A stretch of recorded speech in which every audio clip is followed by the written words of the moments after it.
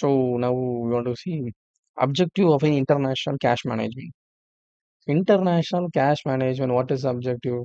Sir, we get cash from all over the world. We want to use that resources somewhere which is useful. That is the purpose of cash now. We can get everywhere cash, but we should use it in a place where we get more benefit. How are we going to manage this?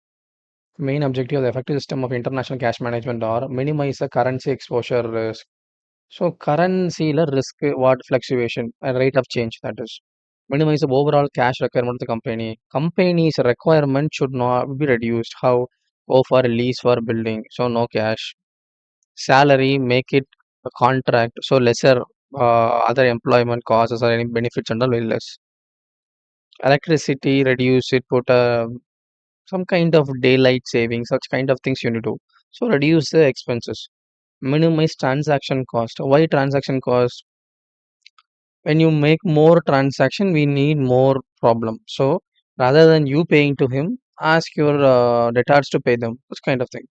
Minimize the current country's political risk. Always have a friendly relationship with this country's political parties. Advantage of economics of scale. Advantage. So any other advantages is there? Any of the economic can take it. Basic objective. International cash management also two basic objective: optimizing cash flow and investing excess cash.